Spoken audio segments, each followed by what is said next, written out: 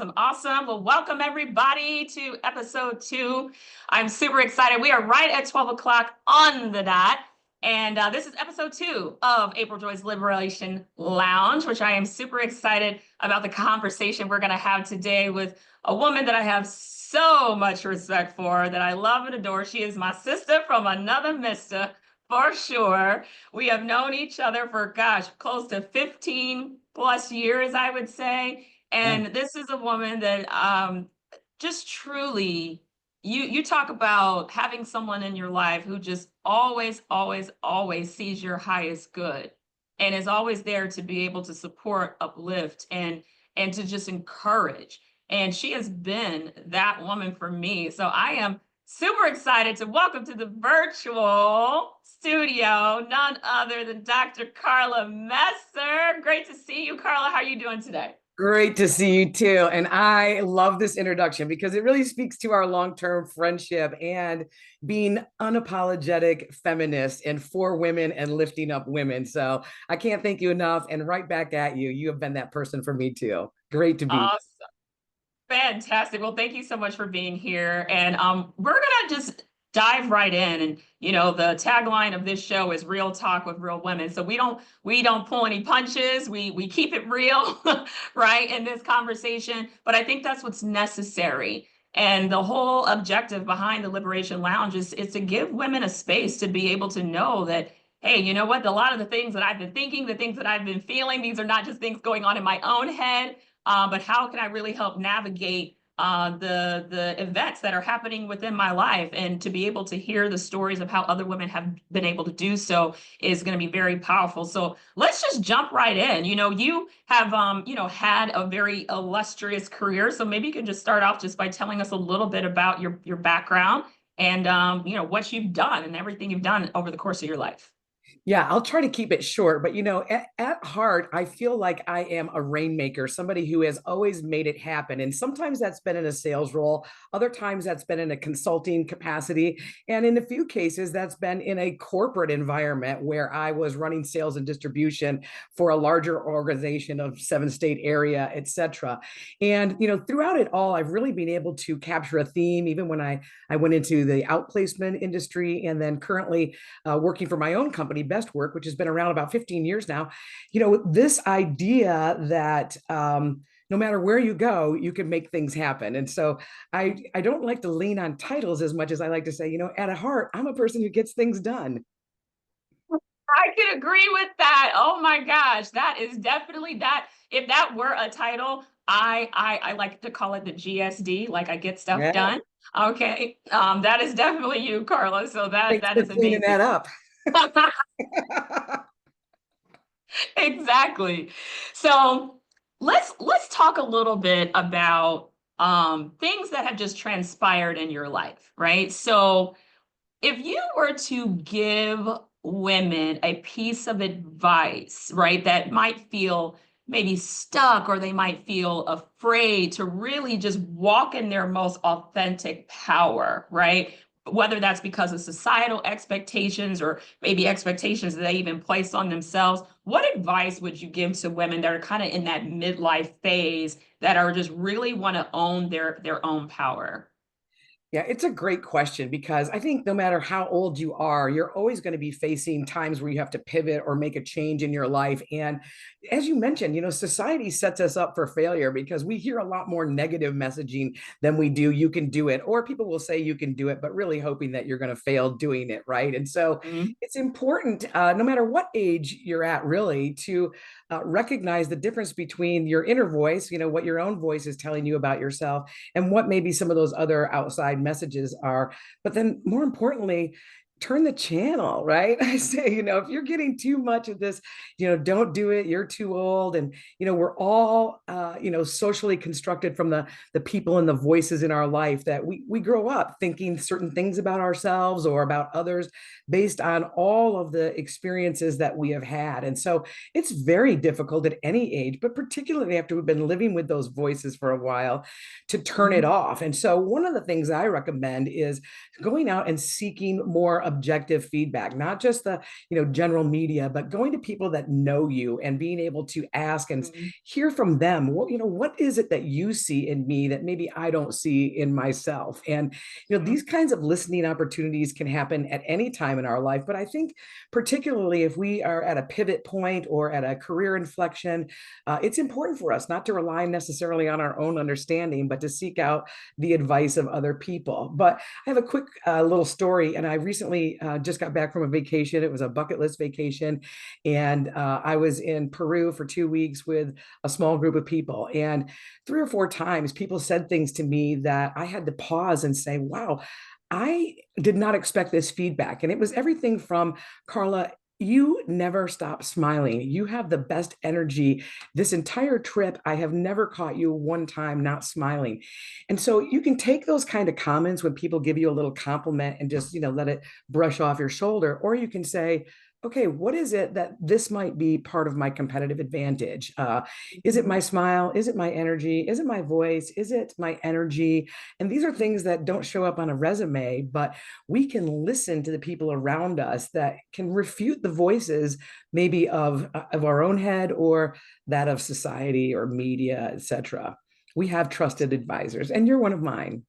Yes, I was just gonna say that you have been that for me, most certainly. And it's so true. I love what you said about kind of putting that community together and not always, leaning into our own understanding, right? But also having that community of other people that might be able to see things in us that we have not even recognized. Not to say they're not there, we just haven't recognized or even acknowledged them, right?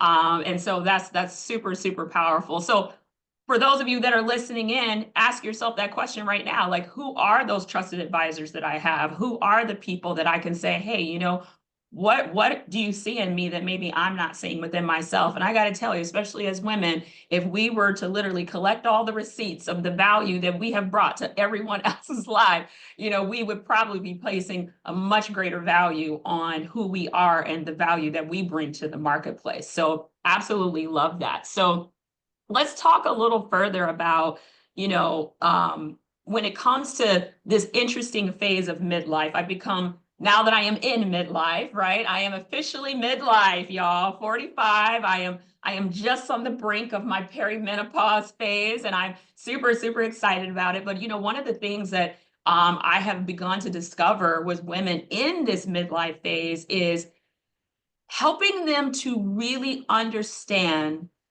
that not only are they not done, but they have barely even gotten started, right?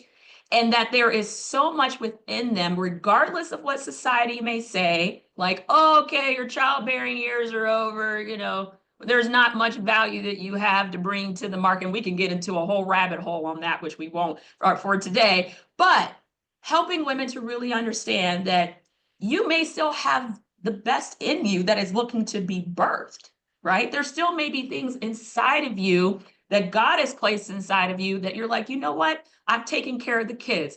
I have taken care of my employees. I've taken care of my colleagues. But now it actually might be time to take care of myself. Okay. So, can you talk a little bit about how you have kind of come to own that within yourself so that you continue to feel that, hey, you know what? I'm still bringing tremendous value to my community. And maybe you can talk a little bit about some of the other work that you do with nonprofits as well. Yeah, I think that's an important statement because, societally, especially in the Western world, we Mhm. equate our value with our jobs. And so we Mhm. really have this identity that is oftentimes wrapped up in what our job title is or what our Mhm. job is. And, I went through a pivotal time in my life. We talk about loss and liberation, where I lost a job I loved. Had a lot of responsibility. I was working for a large manufacturer, overseeing sales and distribution. And after 9/11, I laid off a big portion of my staff, and then the call came for me to be laid off, and it was devastating. But during that time, that's when that messaging really hit home that I am not my job, and I decided to really think about what kind of work would would feed my heart? What are the kinds of Mhm. things that are going to fulfill me in other ways? What am I really good at? And it's hard. It's hard for a lot of us to take money out of the equation because we live in a society where we trade dollars for, services and goods, et cetera. And so we Mhm. need work. And so it's really a privilege to be able to step back. And I had a nice severance package. So I call it the year I was super tan. And I had a lot of time to do some thinking. And I really decided to get off of the path that I was on and pursue work Mhm. that was going to be fulfilling. And that's when I jumped in and began doing work at Hope House Rescue Mission. I took on the board chair position there and have been able to really actuate the same kind of strategic decision making and oversight and things that I love about the corporate world in a nonprofit environment, and to do some things that allowed me to fulfill my personal mission, which is to be a force of good, right? I want to be a force for Mhm. good. I want to be somebody, whether it's in a corporate environment, whether I'm doing executive coaching or helping Mhm. a company with strategic, planning. At Hope House, I'm on the City Gospel Missions Board. Any of those roles that I'm playing, I want to be a force for good. How am I Mhm. using my skills, whatever they may be, and Mhm. however bizarre they may be?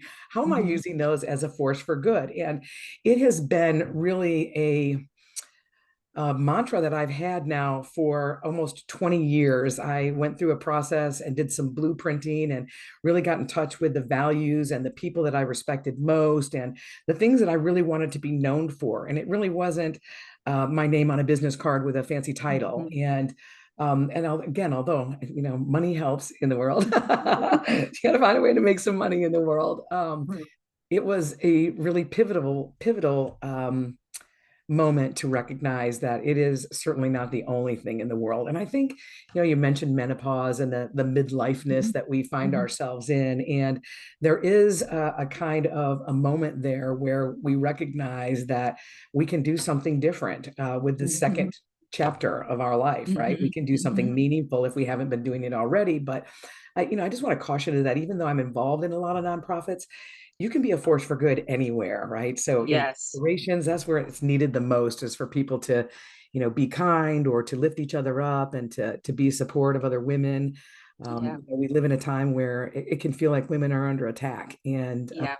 we really need to bond with other women who will be forces for good with us, right? And Yeah. be able to instill new, better narratives, weave positive narratives into our life, tell us that we are that light and that energy and that joy. So Yes. that's a really critical learning, I think, at any age, but at midlife, it really becomes evident that we have one life to live, and Yeah. death rate is 100%. So now is the time. I got a PhD at 50. So, Mhm. I am very much encouraging of women who want to do something or always had a goal or a dream to do Mhm. something to start now. I love it. I absolutely love it. And you said a very powerful key word that I hope everybody picked up on is things that were in alignment with your values, right? So the values question is really, really critical. And I think as we start to age, we start to lose family members, and we both have gone through that. When that begins to happen, it's almost like a reckoning a little bit. It's like a purification. I called it a purification process. So it's like I felt like I was being purified by all of the losses that I had experienced. But with that purification came extreme clarity. And with that clarity Mm. came different decisions. And with those different decisions came some different results, right? And so I love what you said about values, because that's what I did in that purification, clarification process. I said, how do I really want to wake up every day? What contribution do I really want to make? How do I really want to impact the lives of others? What can I do to wake up every day and just be excited, like literally jumping out of bed, right? And I'm so grateful that because of that clarity that I got, that is how I'm waking up every day, right? And so, for those of you that are watching live, it doesn't matter, okay? Because I know I've had conversations with some of you who are like, "Oh my gosh, well I'm 59, I'm 60. Carla got a PhD at 50, y'all. Like, come on, all right?" You It's can do never it. too late. Yes, you can do it. So as we we have a few more minutes here, I have a couple more questions. So you are 59, right? You're 59, right? Okay, Not we yet. won't tell anyone. Very close to that. Not yet. I have a birthday next month. So if you were to have a conversation with your 45-year-old self, okay? And you could give that 45-year-old Carla a piece of advice about living authentically. What would that piece of advice be? Yeah, I've thought about this question a lot because I really believe like I've lived authentically most of my life and have been told Mhm, that by different bosses and mentors and people. But I think the one thing I would say to my 45-year-old self would be to trust your gut. And, you mm, know, I can undo something good in a second if I'm not careful, right? Because mhm, my gut tells me this is the thing to do, but then I'll listen to other influences, especially at 45, more so than I do now. Now I mhm, say, no, my gut has a pretty good track record. And mhm. but back then I probably still was having moments of doubt and or Yeah, questioning things. And you're in yeah, such a different place then too, and context really matters. yeah, Face so many different challenges at different ages, whether it's with children or parents and caregiving and jobs. yeah. It's a lot, and each season brings its own unique challenges, obviously. But Mhm, I think more than anything, I would say trust your gut more, yeah, and don't listen to so many outside influences on some of the things that matter to you. yeah. Yeah, that's so good. And that is definitely something that I'm learning at this phase of my life. Since I am at that 45 age, I am beginning to really learn how to lean in even more intimately into my instincts, right? I was having a conversation with a woman just yesterday, and I was telling her, I'm being very conscious of the noise Mm, and the distractions, right? Because everybody is vying for your attention, yes. right? Social media is vying for your attention. Traditional media is vying for our attention. Our intention and intention is sacred. And so for those of you that are listening in, be really conscious of that, right? You gotta find truth in what my brother Scott used to say, there's truth in the inward parts, right? So our truth is really what lies within us, and being able to really tap into that and to trust that, most importantly, is really going to lead us down the path that is most aligned with who we are and what we want to accomplish for our lives. So that's so so good. So I have one final question for you, Carla, as we wrap Okay. up, and then we'll go through a couple announcements. But why do you think women in that midlife phase, why do you think that's the perfect time to really connect with your purpose, or even discover it for the first time? Why do you think that that's a good phase for women to really execute on their purpose? Yeah, well, first of all, I think you heard my belief earlier is that any time is the right Yes, it's time a to good time. connect with that. But, I think women that are in middle age are uniquely qualified because we have enough road behind us that we have Mhm, experiences. And sometimes mhm.